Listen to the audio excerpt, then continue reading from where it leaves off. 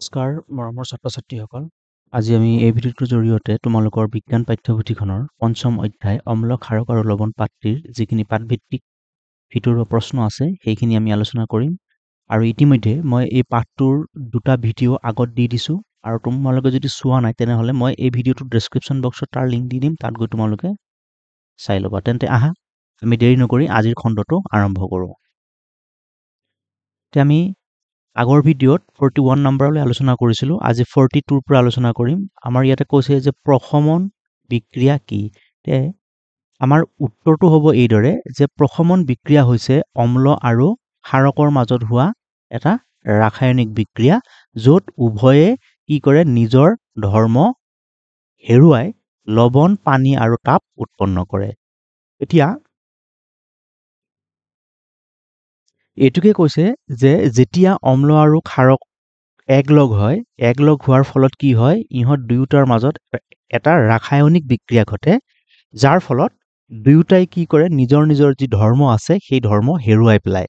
ফলত লৱণ, পানী আৰু তাপৰ উৎপন্ন কৰে। আৰু এই সমগ্ৰ বিক্ৰিয়াটোকে কি নামেৰে জনা যায়? প্ৰশমন বিক্ৰিয়া নামেৰে জনা যায়। ঠিক আছে? আমি পিছৰটো প্ৰশ্নত আহিছোঁ। পিছৰটো প্ৰশ্নত কৈছে যে প্ৰশমন বিক্ৰিয়াৰ ফলত কি কি উৎপন্ন হয়? তে আমি ইতিমধ্যে পাই গ'লো যে প্ৰশমন বিক্ৰিয়াৰ ফলত কি কি উৎপন্ন হয়? লৱণ, পানী আৰু তাপ উৎপন্ন হয়। ঠিক আছে? আমি পিছৰটো প্ৰশ্নত আহিছোঁ।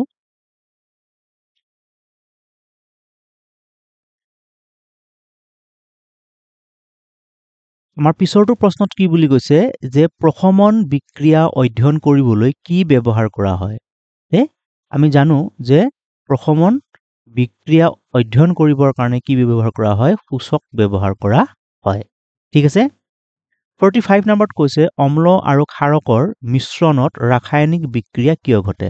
মানে যেতিয়া অম্ল আৰু ক্ষাৰক লগ লগাই দিয়া হয়, তেতিয়া এই দুয়োটা লগ লগাৰ ফলত ৰাসায়নিক বিক্ৰিয়া কিয় হয়?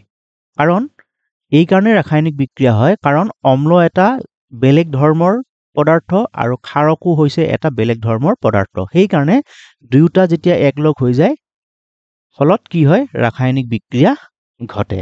আৰু ইহঁতে কি কৰে? যেতিয়া ৰাসায়নিক বিক্ৰিয়া হয়, তেতিয়া নিজৰ নিজৰ ধৰ্ম ইহঁতে হেৰুৱায়। ঠিক আছে? আমি পিছৰটো প্ৰশ্নত আহিছোঁ। ইয়াত কৈছে যে প্ৰশমন বিক্ৰিয়াৰ ৰাসায়নিক সমীকৰণটো কি? তে প্ৰশমন বিক্ৰিয়াৰ ৰাসায়নিক সমীকৰণটো হৈছে HCl plus NaOH equal NaCl plus H2O. তে এইটো হৈছে প্ৰশমন বিক্ৰিয়াৰ ৰাসায়নিক সমীকৰণ। গতিকে এইটো ইম্পৰ্টেণ্ট হয়, তোমালোকে মনত ৰাখিবা, কাৰণ পৰীক্ষাত হয়তো আহি যাব পাৰে। ঠিক আছে?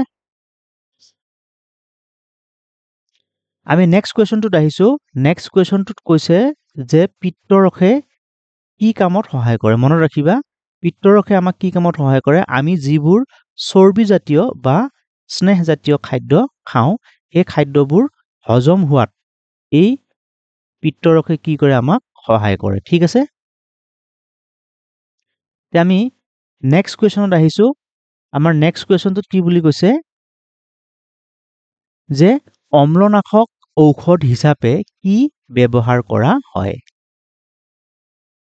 আমি জানো যে মেগনেছিয়াম দুগ্ধ বা হাইড্ৰ অক্সাইড কি কৰা হয়? অম্লনাশক ঔষধ হিচাপে ব্যৱহাৰ কৰা হয়। তাৰপিছত কৈছে 49 নম্বৰত পোক পৰুৱাই কামুৰিলে দেহত কিয় বেদনা হয়? যেতিয়া পৰুৱা বা পোকে আমাক কামুৰি দিয়ে, তেতিয়া আমাৰ কি হয়? কামুৰি দিয়া ঠাইডোখৰত ৰঙা পৰি যায় বা খজুৱতি হয় বা বিষায়। আৰু এই বিষ বা এই বেদনা কিয় হয়? কাৰণ পোক পৰুৱাৰ শুঙত কি থাকে? ফৰ্মিক এচিড থাকে, আৰু এই ফৰ্মিক এচিডটো হৈছে এটা বিষাক্ত পদাৰ্থ। ই যেতিয়া আমাক কামুৰি দিয়ে পোক পৰুৱাই, এই ফৰ্মিক এচিডটো আমাৰ দেহত প্ৰৱেশ কৰে, আৰু ফলতে আমাৰ সেই ঠাইডোখৰত কি হয়? বেদনা বা বিষ অনুভৱ হয়। ঠিক আছে? তাৰপিছত কৈছে পোক পৰুৱাই কামুৰিলে কষ্ট লাঘৱ কৰিবলৈ কি কৰিব লাগে?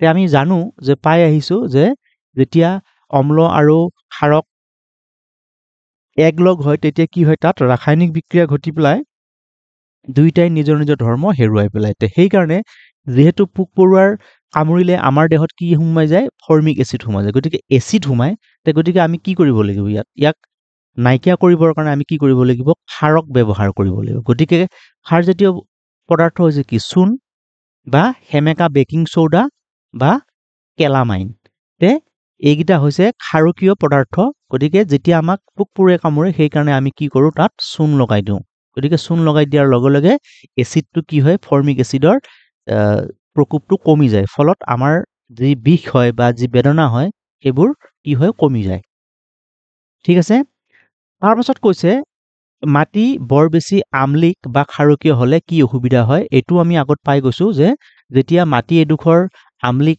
বা অধিক ক্ষাৰকীয় হয় তেতিয়া কি হয় সেই ঠাইডোখৰত খেতি-বাতি ভাল নহয় বা উদ্ভিদৰ বৃদ্ধি নহয় ঠিক আছে তে আমি পিছৰটো প্ৰশ্নত আহিছো আমাৰ পিছৰটো প্ৰশ্নত কি কৈছে মাটিৰ আমলিক গুণ হ্ৰাস কৰিবলৈ কি ব্যৱহাৰ কৰা হয় অৰ্থাৎ মাটি যেতিয়া অধিক আমলিক হৈ যায় তেতিয়া সেই আমলিকতাটো কমাবৰ কাৰণে কি কৰা হয় তাত পুৰা চূণ বা শিথিলিত চূণ ব্যৱহাৰ কৰা হয় কাৰণ যেহেতু ই এটা ক্ষাৰকীয় পদাৰ্থ তো ইয়াক যেতিয়া আমি আমলিক হোৱা ঠাইত যেতিয়া ইয়াক আমি ব্যৱহাৰ কৰিম তেতিয়া কি হয় তাৰ যিটো আমলিক গুণ হয় সেই আমলিক গুণটো মাটিডোখৰৰ পৰা নোহোৱা হৈ যায় পুনৰ খেতি কৰাৰ কাৰণে ই উপযুক্ত হৈ পৰে ঠিক সেইদৰে 53 কৈছে মাটি অধিক ক্ষাৰকীয় হলে কি কৰা হয় তো ইয়াৰ উল্টোটো কৰা হ'ব যদি ক্ষাৰকীয় হয় তেতিয়াহ'লে আমি কি কৰিব লাগিব আমলিক পদাৰ্থ তাত ব্যৱহাৰ কৰিব লাগিব আৰু যদি আমলিক হয় তেতিয়া আমি কি কৰিব লাগিব ক্ষাৰকীয় পদাৰ্থ ব্যৱহাৰ কৰিব লাগিব ঠিক আছে আমি তাৰ পাছত আহিছো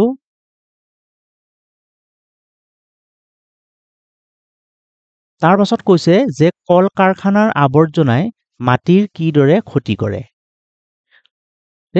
কল কাৰখানাৰ আৱৰ্জনাই কি কৰে মাটিৰ যি নেকি গুণ অৰ্থাৎ মাটিৰ যিটো উৰ্বৰতা শক্তি সেই উৰ্বৰতা শক্তিটোক নষ্ট কৰি পেলাই আৰু মাটিডোখৰত কি কৰি পেলাই অধিক আমলিক কৰি পেলাই আৰু ফলত সেই ঠাইডোখৰত কি নহয় খেতি-বাতি নহয় বা গছ-গছনি বৃদ্ধি নহয় বা গছ-গছনি ডাঙৰ হ'ব নোৱাৰে ঠিক সেইদৰে 55 নম্বৰত কৈছে কল কাৰখানাৰ আৱৰ্জনাই পানীত কিদৰে ক্ষতি কৰে ই পানীত কিদৰে ক্ষতি কৰে যিবিলাক জলচৰ প্ৰাণী আছে সেই জলচৰ প্ৰাণীবিলাকৰ জীৱন ই ধ্বংস কৰি পেলায় ঠিক আছে তাৰ পাছত কৈছে যে 56 নম্বৰত কি বুলি কৈছে যে কেইটামান অম্লৰ নাম আৰু সিহঁতৰ ৰাসায়নিক সংকেত লিখা গতিকে আমি কেইটামান অম্ল আৰু ৰাসায়নিক সংকেতৰ নাম লিখিব দিছে তে সেইবোৰ ইয়াত দিয়া আছে যে অম্ল হাইড্ৰক্লৰিক এচিড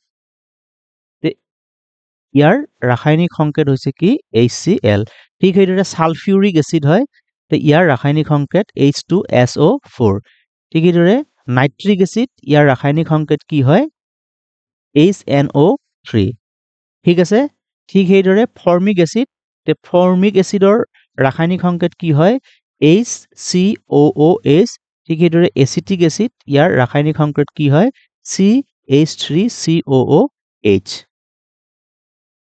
ঠিক আছে সো আমি পিছৰটো প্ৰশ্নত আহিছো পিছৰটো প্ৰশ্নত আমাক কি কৈছে যে কেইবিধমান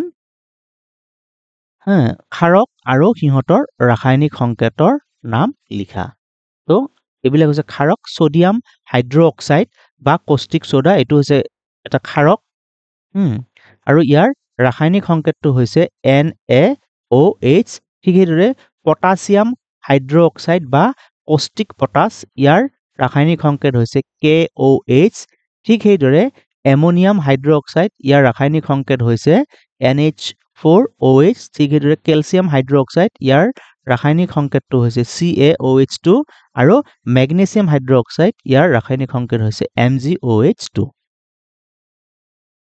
ঠিক আছে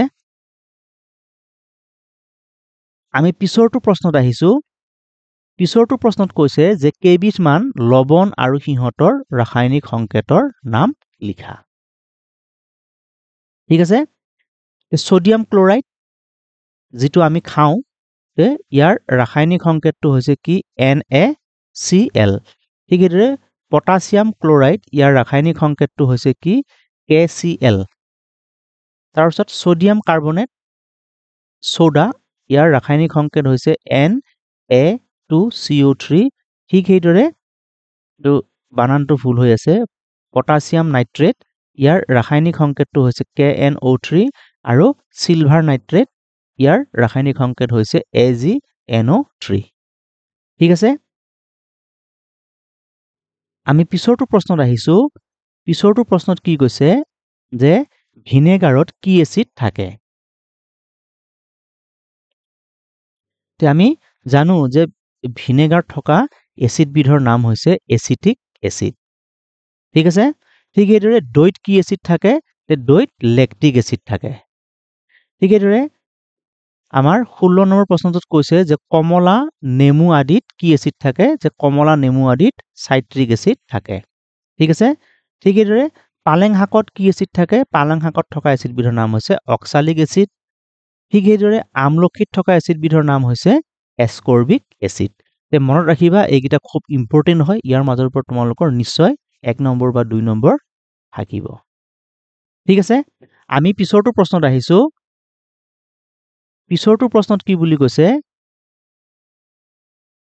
যে আমলখিত কি এসিড থাকে আমি পাই গৈছো যে আমলখিত এসকৰ্বিক এসিড থাকে ঠিক এইদৰে 64 নম্বৰত কৈছে যে তেতেলি আৰু কেঁচা আমত কি এসিড থাকে ইয়াত তেতেলি আৰু কেঁচা আমত টাৰ্টাৰিক এসিড থাকে পৰুৱা শুঙত কি এসিড থাকে ইতিমধ্যে আমি পাই গৈছো যে পৰুৱাৰ শুঙত কি এসিড থাকে ফৰ্মিক এসিড থাকে ঠিক আছে মৰমৰ ছাত্ৰ-ছাত্ৰীসকল আজিলৈ ভিডিওটো ইমানেই আছিল আৰু পাঠটোৰ যিখিনি ইম্পৰ্টেন্ট অতি গুৰুত্বপূৰ্ণ সম্ভাৱ্য শৰ্ট কুৱেশ্যন 1 নম্বৰীয়া হয়তো তোমালোকৰ ইয়াৰ পৰা এমসিকিউ হ'ব পাৰে আৰু শৰ্ট কুৱেশ্যনো হ'ব পাৰে মই যিমানখিনি পাৰো দি দিছো আশা ৰাখিছো তোমালোক ভিডিওটোৰ পৰা উপকৃত হ'বা তে আজিলৈ ইমানেই ধন্যবাদ